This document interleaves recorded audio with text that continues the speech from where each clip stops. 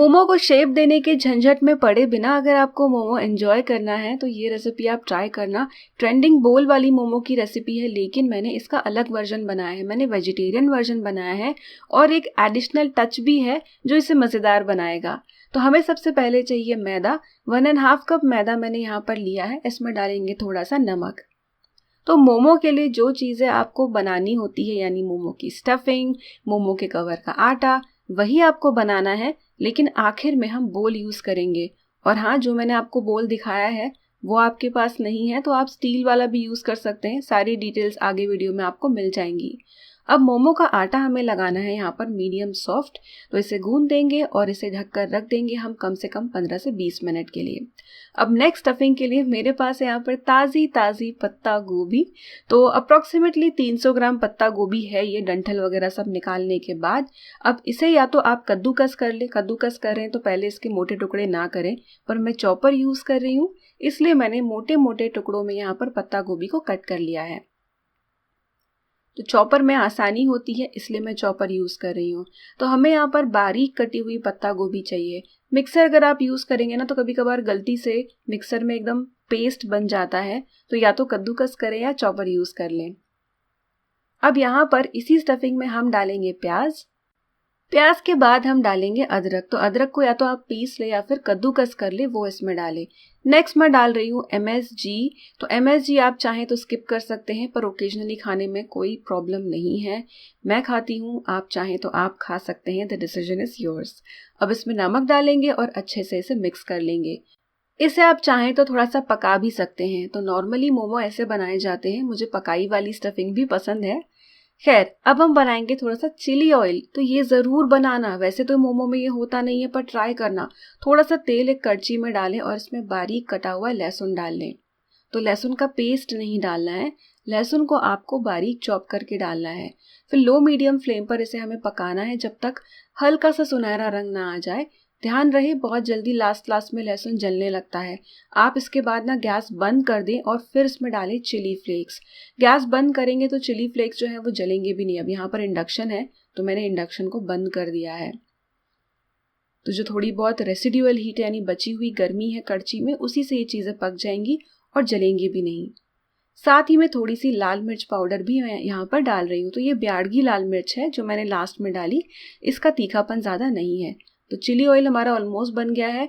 चुटकी भर नमक इसमें हम डालेंगे। तो बस इसे मिक्स कर लेंगे, हमारा क्रंची क्रिस्पी चिली ऑयल तैयार है। अब जो हमारा मैदा रेस्ट कर रहा था इसे थोड़ा सा हम गूंद लेंगे। तो गूंदने से ज़रा सॉफ्ट हो जाएगा।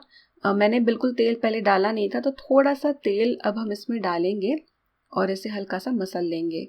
जब ये सॉफ्ट और स्मूथ हो जाए तो इसकी छोटी छोटी लोइयाँ हम तोड़ लेंगे। या तो आप लोई ऐसे तोड़ लें या फिर एक बड़ा सा सिलेंडर बना लें और लोइयाँ इसकी कट कर लें। अब जैसे मोमो के लिए आप लोई को बेलते हैं वैसे ही सूखा मैदा लगाकर पतला पतला इन्हें बेल लें। आप चाहें तो एक बड़ी सी शीट बना के, कोई कटर लेके, कोई ढक्कन लेके एक जैसे गोल भी कट कर सकते हैं, पर मुझे नॉर्मली छोटी लोई बनाकर बेलना अच्छा लगता है तो मैं ज़्यादातर ऐसे ही करती हूँ। कटोरी आप कोई भी ले ले, सिरेमिक की ले ले जो ओवन प्रूफ हो, माइक्रोवेव प्रूफ हो, या फिर स्टील की कटोरी ले लें, पर बहुत बड़ी कटोरी ना ले, ज़रा छोटी ही लेना। अब इसमें एक लेयर हमने हमारी पत्ता गोभी की स्टफिंग की लगाई, उसके बाद हमने रख दी एक शीट। अब यही चीज़ हम 3 लेयर तक रिपीट करेंगे। तो पत्ता गोभी यहाँ पर मैंने डाल दी, ये एक और यहाँ पर मैदे की शीट आ गई। इसी रेसिपी को आप मैदा ना यूज़ करके गेहूं के आटे से भी बना सकते हैं। अब इसमें जो नॉन वेज वाला वर्जन है वो आप चिकन के साथ बना सकते हैं। अब जो फाइनल ये लेयर लग गई है, बोल का जो ऊपर का लेवल है यहाँ तक आ गया है, बस यहाँ पर हम इसे यहीं तक बनाएंगे। अब इसी तरह से बाकी के बोल्स भी हम तैयार कर लेंगे। अगर आपको ये इतना बड़ा जो बोल है ये पोर्शन भी ज़्यादा लगता है तो आप इससे भी छोटी कटोरी ले सकते हैं और उसके हिसाब से जो शीट्स हैं उन्हें बेलें और लेयर कर लें। ये बहुत ही आसान तरीका है मोमो बनाने का। अगर आपको मोमो के शेप्स में दिक्कत आती है या फिर आप देखेंगे कि यहाँ पर मोमो जो हम 2-4 बनाएंगे उसके मुकाबले एक ही कटोरी उतनी ही क्वांटिटी में बन जाएगी, तो आपको कम बनाना पड़ेगा यहाँ पर। और पहले अगर आप इन बोल्स को बनाकर रखते हैं तो टाइम पे फिर से स्टीम करके आप परोस सकते हैं। अब स्टीम करने के लिए जो भी आपका स्टीमर है, बर्तन है, पतीला, कढ़ाई, उसमें आप पानी डालें और पानी को गर्म होने दें। ऊपर एक आप जाली वाली प्लेट रख दें या छलनी रख दें और जब पानी गर्म हो जाए तो उसमें आपके जो बोल्स हैं उन्हें रख दें।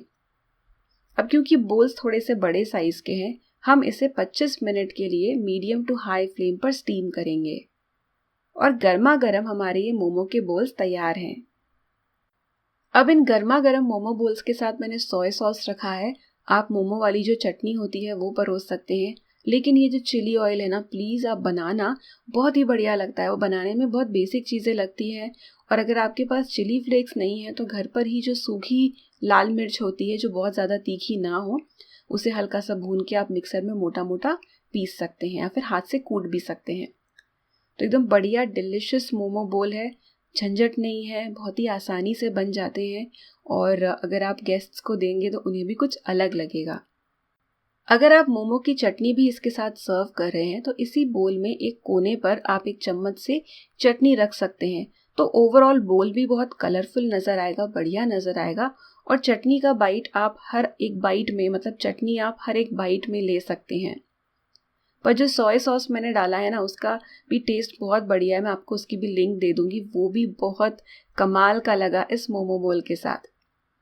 तो कैसी लगी आपको ये मोमो बोल की रेसिपी, कमेंट करके बताना। जब भी मोमो खाने की इच्छा हो लेकिन बनाने में थोड़ा आलस आ जाए तो इस ट्रिक को ट्राई करके देखना, आपको भी मज़ा आ जाएगा। मिलते हैं अगले वीडियो में, तब तक आप करें इस रेसिपी को ट्राई एंड एंजॉय।